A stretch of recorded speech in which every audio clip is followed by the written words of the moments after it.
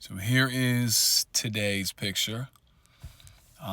Day 16, it's a late start on my father's last month. So for those of you that are like, what is he talking about?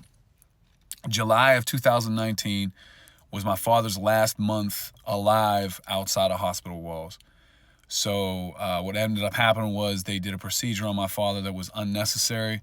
The invasive procedure gave him an infection. He died a slow death in the hospital over a month. So I want to share a picture and a story each day to more humanize my father, so you guys would get to know how special the man was.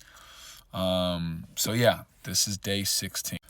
What I would love if you wouldn't mind, in the description or in my bio, whatever, I have a link that is for a petition to change the statute of limitations for medical malpractice starting in Pennsylvania. I also want to get more eyes on it, more funds towards it to help families and victims.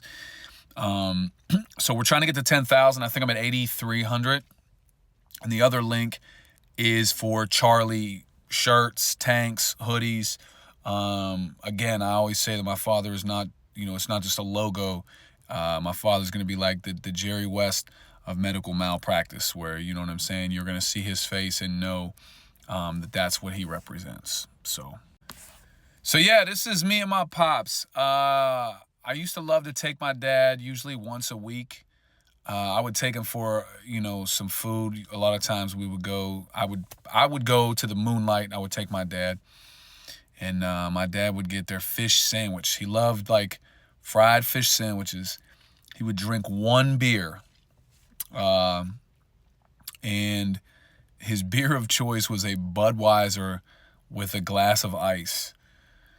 Not a huge Budweiser guy, certainly not with a glass of ice, but I'll be damned if bro didn't sit down, eat a fish sandwich. We wouldn't shoot the shit every week, and he'd have a Budweiser with a glass of ice. I'd probably put down 3-4 beers in that time.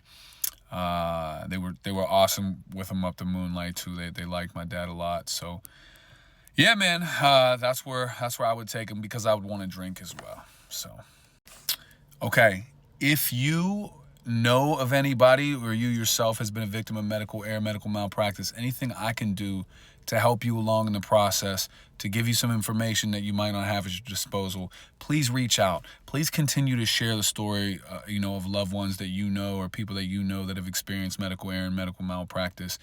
John Hopkins studies say that 250,000 people a year, that's third. So nobody's talking about it though. But appreciate you all, man. Justice for Charlie.